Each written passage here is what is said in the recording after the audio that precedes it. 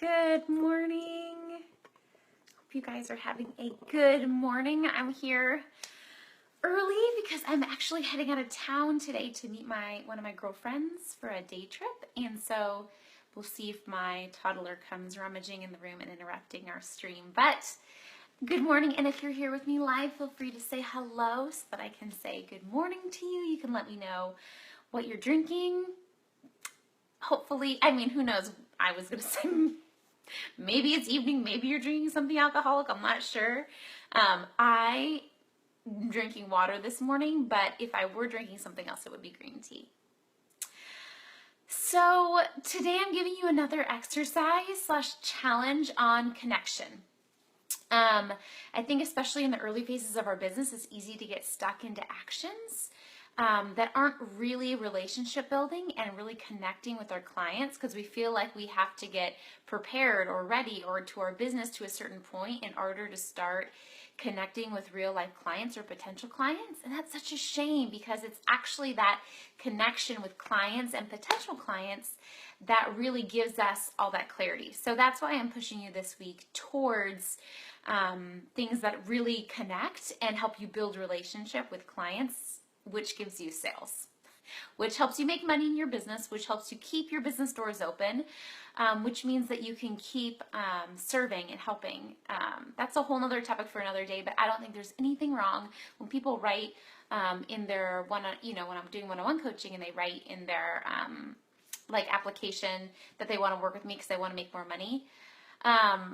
They always apologize, and I don't think that that's bad, right?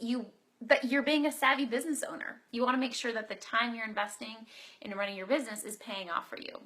Please never apologize that. But at the same time, I do hope that you're wanting to do quality work and make an impact, which that's why this group is called this. Okay, so quick housekeeping thing. I am thinking about, and I would love your guys' input on this group and if I should open it up to allowing people to post freebies. Right now, from the existence to this point, it's been promo free, just so that the newsfeed doesn't get clogged up and so that people can really connect with me and that I'm able to see all the posts and answer all the posts when people are stuck in their business. Saturdays have been promo days, but I'm thinking about keeping Saturdays as promo days for like anything goes, like promoting your group, promoting your paid programs, promoting whatever, but also during the week allowing people to post freebies of theirs, because I really want this to be like our group, a place where you can shine. And so I was thinking maybe that's one way that I can let you do that is by sharing your freebies, and if people like what they see, they can opt into your mailing list. I am totally fine with that. I am more than happy to refer people and let this platform be a place where you can shine too. But just trying to figure out if that's a good fit. So let me know how you feel about that. If you feel like this group, you would like this group to be a place where you can drop your freebies, where people can drop their freebies any day of the week. And if that's something that you guys are wanting, I think I'm great to try it out. And the great thing that I've learned in my business is that you can shift as things go along. And so if we're feeling like it isn't a good fit, we can always shift it later. So yeah, I would love to know your thoughts or opinions on this group kind of opening up and starting to allow freebies. Okay, let's see. Okay, so let's dive into talking about today. On Wednesdays, we talk about confidence when I stick to the themes. You know that I sometimes stick to themes and sometimes I'm just like, these ladies need to hear this and we're going to talk about this today. Who cares if it doesn't fit in the theme? But I'm encouraging you to look at in your business, which is more challenging for you to embrace. Is it owning your business online and fully showing up unashamedly, really owning your value and being able to say, like, if you're in your mind at least able to say, like, I'm a great deal, women benefit from investing with me, and really believing that from a heart-centered place. So good morning, Cassandra. Great to see you here this morning. So there's two ways we do that, right? We do that online by showing up and being visible online, but I think there's also an element of in our real life, in person, being able to also own who we are. And I find that people have trouble with one or the other. with my first business, when I really dove into life coaching, since I was transitioning out of doing therapy, it was, and I'm curious if any of you who watch this video ever did like therapy or psychology or any sort of mental health work in their first jobs. I'm curious if you had this trouble too. But in school, they really drill into your head, like, be ethical and all these really harsh boundaries that with my life coaching and my business coaching clients, I don't have to keep. Like, you know, in these videos, I'm sharing my life stories. I send my clients snail mail, like things that I would never do as a therapist, right? And so coming out of that, I was really hesitant in the online world. Like, that was a huge hurdle for me to be visible and vulnerable with strangers online. That was huge. I wasn't comfortable. I was more comfortable sharing on my personal page, in not spammy way, but saying like, hey, I've got this new life coaching group coming up, using my in-person connections. And I actually think that's why my business did so great early on in my life coaching, is because I tapped into people that already liked me, knew me, and trusted me. Obviously not my therapy clients, right? But like in using my in-person connections, I did workshops at local coffee shops. I really utilized who I was in person. And in the beginning of your business, that can be such an asset because, like I said, with you guys online, probably all of you who are watching this video, you know, you didn't know me half a year ago. I was a stranger to you. So even though I know I'm a high quality person and my friends know that and can tell that, that's something that it's my diligence to prove to you over time, to show up and let you know and own my value. And that is something that I don't know that I was ready for in my first business, but I was able to capitalize on those people that already knew me, that already trusted me. So friends of friends and networks. And so as I did my workshops on perfectionism and people pleasing, people were ready to really latch on to that. And when I did a paid offer, people were ready to buy because they knew that I was a trustworthy person and that I did good quality work. So in this business, I would say probably that I struggle more with the other element, right? So there's that in-person embracing, which kind of exhibits itself as being comfortable to share it on your personal Facebook feed. In person, when people ask you what you do, being able to share like, this is what I'm doing, this is what I'm trying out. That's the in-person element. And then the online element is more being visible with strangers, right? People that you haven't met.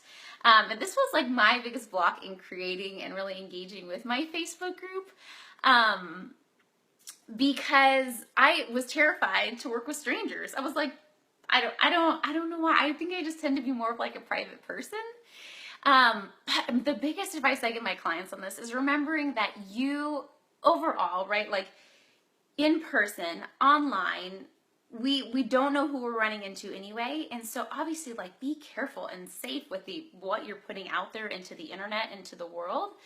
But I forgot where I was going with that. Where was I at? What was I saying? Yes, be safe online. I don't know. I'll have to come back and watch it and figure out where my rabbit trail was. But anyway, people I find usually have a hard time either embracing owning your business and who you are as a business owner in person, or online being visible and feeling comfortable sharing with strangers and owning your value and selling to strangers. So tell me which one. Oh, good. Yes, some of you are commenting. Let me know which one you feel like you have the most trouble with in your business. And then based on that, based on which you struggle with, I'm giving you a challenge to show up a little more in the opposite.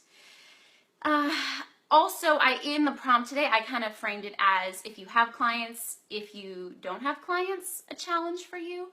But you can also do it as, like I'm saying right now, which one do you struggle with the most? And challenging yourself in the other way, because most people are more prone to one or the other.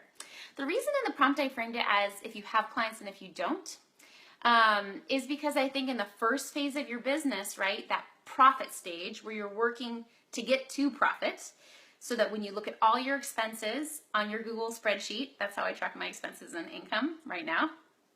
When I'm looking at all my income that comes in, I'm looking at all my expenses that go out, all my investments, that I'm making a profit, right? That's important, because when you hear people saying like, I made 10K on this launch. Okay, but the question is, how much did they spend to launch it, right? So thinking through, are you profiting?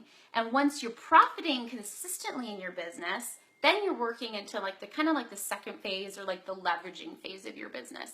And those are typically different actions. And so if you're looking at someone in their business and they're leveraging their business, you don't necessarily want to emulate what they're doing, because they're not bad things. Like, it's not bad to launch passive income products and do these time leveraging activities, but potentially it'll slow down your profit, which isn't good. Because my goal for my clients in the beginning is to get them profiting and having that consistent monthly income, and then looking at, okay, how are things going? How can I leverage my time? How can I make more money and spend less time doing it?